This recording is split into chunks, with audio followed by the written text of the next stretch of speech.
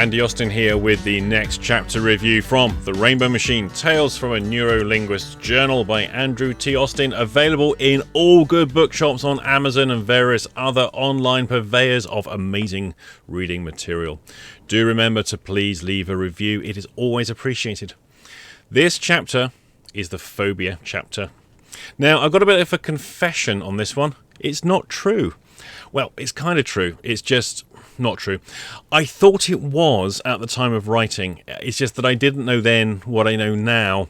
And this is one of those publish and be damned, because now it's forever in print and it's completely wrong. And I really just want to do this video to correct the thing that's wrong. Now, the chapter opens with the story of a gentleman that I saw when I worked in accidents and emergency. To cut a long story short, he was brought in acute anaphylaxis, having been bitten by a venomous snake. Now, in the UK, we only have one type of venomous snake, and that is the adder. And they're quite rare. The grass snake is much more common, and slow worms, which people mistake for snakes, are even more common than that. Well, they're all still pretty rare. Now, this guy, we had the call sent through to us before the ambulance arrived, so we would be ready for him in the resus room. And we were told that it's acute anaphylaxis and pretty serious. So we are there waiting to receive this chap. And he is brought in by ambulance. The great drama as the doors burst open, they rush the guy through. We transfer him across and get started. Now, my role in a lot of the resuses that I got involved with was I was the cardiac guy. And one of the things you would often do in that role, because you're not just the only person, would be stripping the patient. Now, we've been told he's been bitten by a snake, which is the trigger for anaphylaxis, and he's been labouring. They've been quite a way away from any conurbation or road, and where they were working. So he was bitten. He went down, and then it took quite some time to get him to help. And then the ambulance obviously then picks him up from there and then brings him into us. So he's in quite an advanced stage of anaphylaxis. The paramedics, which back in those days, not all ambulance drivers were paramedics. They were just introducing them. And so I doubt he would have been given any medication in the ambulance, because I know it seems strange these days where everyone who drives an ambulance is a qualified paramedic and they do some really advanced stuff as well. Back then, they were no different to any other vehicle driver, and their job was to scoop people up and bring them in. And not always doing things correctly, which is why there was a big push to get everyone trained in the proper methods. When myself and a colleague are stripping this guy, we're on the lower half, other people are stripping in the top half. He's a labourer, he's been out in the wilds basically doing whatever it is they've been doing.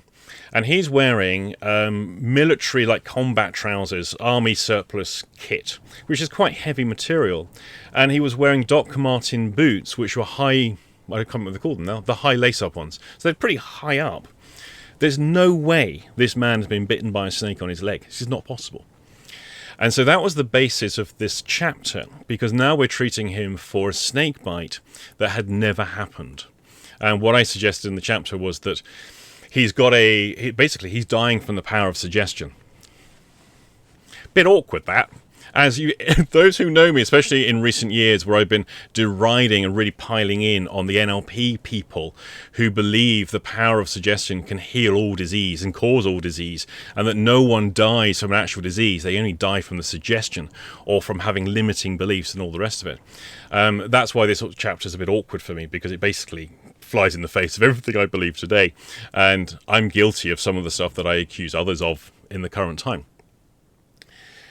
What I didn't really understand then, which I understand now, is what was actually going on with the guy. He was never bitten by a snake, and no one thought he did.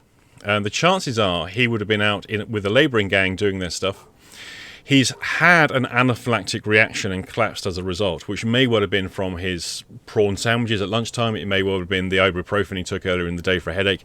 There could have been plenty of other causes that caused it. When he goes down, somebody then says to somebody else, I think he's been bitten by a snake.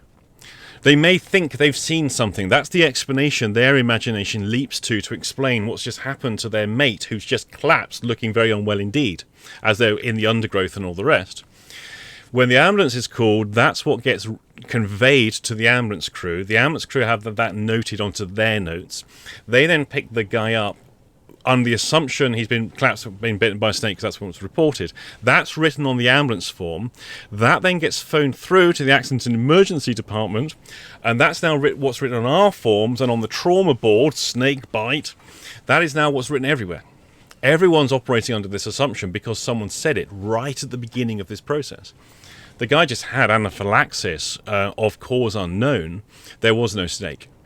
And of course, I was also fooled into that, operating under the assumption that he'd been bitten by a snake, and that's what caused the anaphylaxis and all the rest of it. There was no snake bite.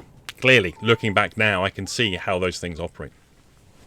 The power of suggestion was operating on everybody else except the patient. The patient survived, by the way. He lived. I don't know whether he was fine. He probably wouldn't have been fine for quite some time afterwards, I suspect.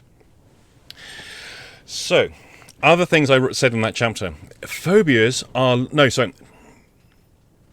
Anaphylaxis and allergies are like a phobia of the immune system because they're learned responses. Immune system is a learns response. And anaphylaxis and allergy, you have to be exposed to the thing more than once in order to develop the allergy. Therefore, it's learned. People don't necessarily get allergic on the first exposure. It's the second dose that kills them, not the first one. Okay, it's a learned response, but it's not the same mechanism as a phobia. There's no relationship whatsoever. The immune response is not the same way as the brain encodes a phobic response. That's a really foolish thing, and I kind of regret having that in the text that I wrote. So I just wanted to clarify that one, in case anyone digs that out in the future and go, well, Austin, you said blah, blah. Yeah, I know, I said it. So that's that one cleared up. Then I go into the issue of, I use the lady who had the blood injection phobia. So she required a blood test in order to get an assessment for a particular thing. And it was quite pressing, so it needed to be done. She had a terrible, terrible phobia that essentially just saying the word injection or anything related to injections, any hint of anything to do with blood or injections, she would lose consciousness. She would just keel over. Now, I know I've said this elsewhere, but to me, that is what a phobia looks like. Most people who say they're phobic, they're not. They are afraid, or they're anxious, or they don't like something. Or as one lady said with her wasp phobia, who had failed to be treated by 3 practitioners prior to seeing me, I hate wasps. I hate wasps. Well, that's not a phobia, that's a hate. And so we've got to get the right intervention for the right problem, because you can't treat hate with a phobia cure. Okay, there's degrees of overlap in terms of the structuring of these things, but a hate of wasps is not the same thing as a phobic response to wasps. One is a meta position, by the way, and one is a response, cause and effect. I just wanted to clarify that for the NLPers. Now, with her, so she has a situation where literally just mentioning it or talking about it causes her to pass out. That's a fairly typical, but admittedly quite an extreme response. What I then do with her is, having got my assessment, I then sent her away again. And I didn't write that into this chapter because it seemed to be superfluous. That I do the assessment, send her away, then work out what the hell I'm going to do. And what I did next is something that I pretty much do with most people with extreme phobias. You've got to set things up correctly. You've got to get the paradigm right. What's the one consequence of curing a phobia as far as the phobic is concerned? In this moment in time, as a phobic, I don't get the injection because I'm phobic. I don't have to because I've got a phobia. But if you take the phobia away, I'm going to get the injection. But here's the problem. I can only perceive the injection from my phobic position. At this moment in time, I don't have the meta position to that. So now the cure is largely a massive threat because the cure forms a complex equivalency to the stimulus.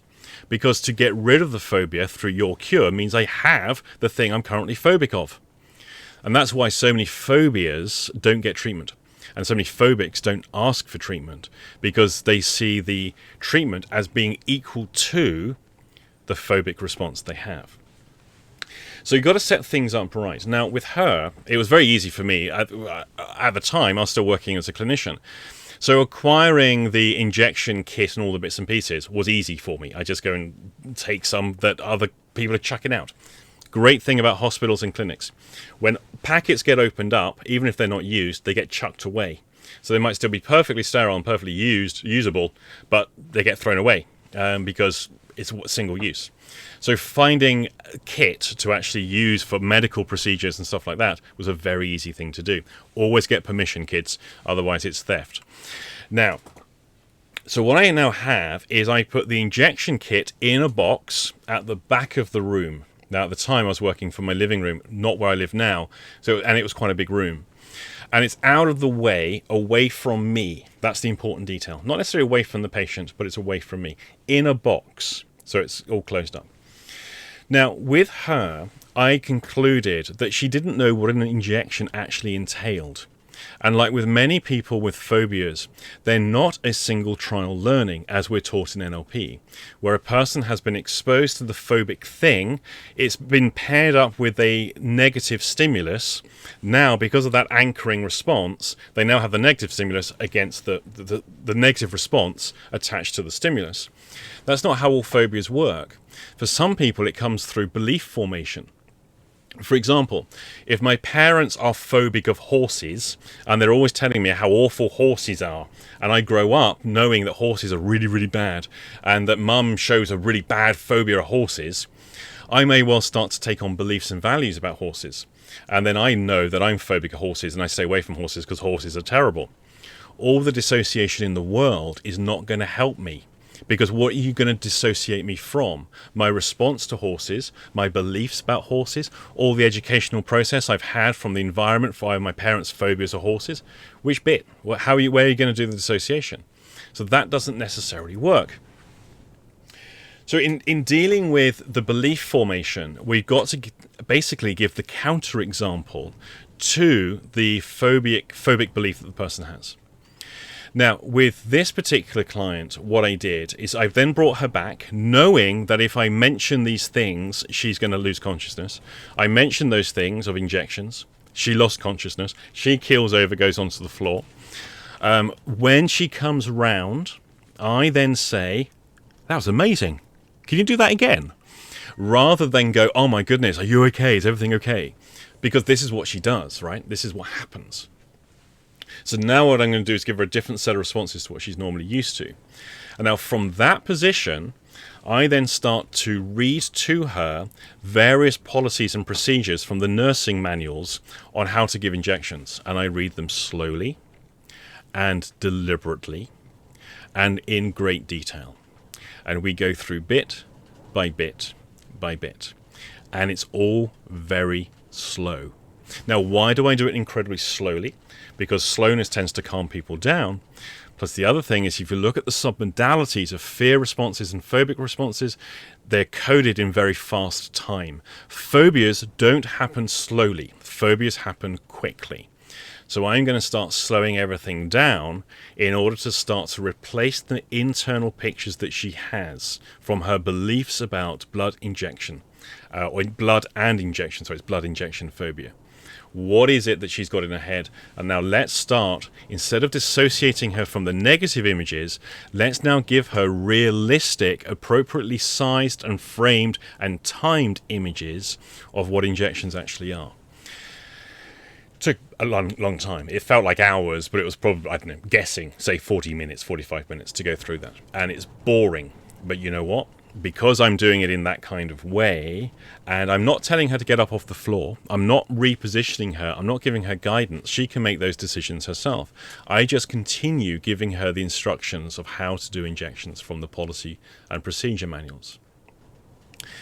And then I indicate to her, once we've finished all that at the back of the room, there is a box, and inside that box that she will find needles and syringes and an orange. And within the policies and procedures of how to train people to do injections, it's always oranges. The orange is already in there prepared.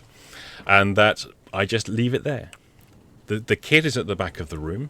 I don't say, and if you would like now to find yourself standing up off the floor and going over to the box, and perhaps you would like to slowly open the box, or maybe quickly open the box, and take out whichever syringe appeals to you the most. It doesn't matter which one you... No, I could do that. Or I could just sit down and do nothing, which is what I did. And typically, this is what I do with those phobic clients. I present the opportunity, and then I get out of the way. I don't go anywhere near it. I don't give them direction. She says, "Can I go and have a look in the box?" I basically ignore that and don't give her a response. So, "Can I go and look in the box?" Okay, I think I'll go and look in that box.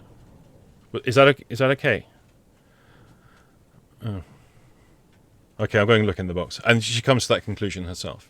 And then starts, I've gone through all those policies and all those policies and procedures. She knows how to take the thing out of the packet. She knows how to put the syringe onto the thing, draw up the solution. She knows all that because I've gone through those procedures with her. Let's just change a detail. Imagine if I had the box under my chair or beside me on the table or sitting on my lap and I hand that to her. What's the one thing every phobic has experienced? They've experienced some little shit in their life, getting their phobic object and throwing it at them or chasing them around the garden or doing all the stuff that horrible little boys do, autobiographical, where people like to frighten the phobic. That is the one thing that most phobics are frightened of happening in the therapy, that we're going to surprise them and spring this stimulus upon them to... I don't know, for somehow thinking that will cure them, whatever. That is the one thing most phobics are frightened of. When I've worked with people with things like wasp phobias or tarantula phobias, I will have a wasp in a jar in a box, or I'll have the tarantulas in the box. I don't use real tarantulas, but what I'll do is I'll go up to the reptile pet shops where they sell these things for pets. I mean, people are weird. Spiders have an external carapace, so they actually shed their skins. And tarantula skins are incredibly lightweight, and they're covered in hairs. And because they're so light and hairy, the slightest breeze makes them move, and they're complete. So they actually look like tarantulas that are moving. So I can get a box full of those things. They give them away at these pet shops. And I can leave them again at the back of the room. I'll tell the person that's what's in there. They know that's what's in there. And they can go and have a look at any time. Now, of course, they always get to take the thing home with them. It's a great little souvenir they can take away and then throw at the kids who tormented them and stuff. But again, I don't hold the box. I don't direct them to open the box. I don't tell them that what they are to do with the box. I do absolutely nothing at all. Leave it entirely up to them to go and make that decision themselves. In all the clients I've worked with these kind of extreme phobias, as opposed to the ones with fears, this has only failed me once. And I did 3 sessions with this person. This was a wasp phobia. And after the 3rd session, I thought, you know what? I don't know what I'm going to do next. And that's the only one. And I couldn't find anything characteristically different that this lady had. But I was completely bamboozled by it. But all of the others, which has been quite a few, that has been invariably successful. Somewhere else on my YouTube channel, I've got a clip. It's terrible audio quality, I do apologize, of something that I experimented with using the video cameras, and how with basically curing a phobia without words. But I'll tell you what I'll do. I've gone on for nearly 20 minutes on this one. I will make another video. I'll redo it so it's in better audio. As always, do please use that comment section. Click the like button if you've made it this far as well, because that is amazing. Thank you so much for watching my video, and I shall now go and record how to use a video camera to cure a phobia.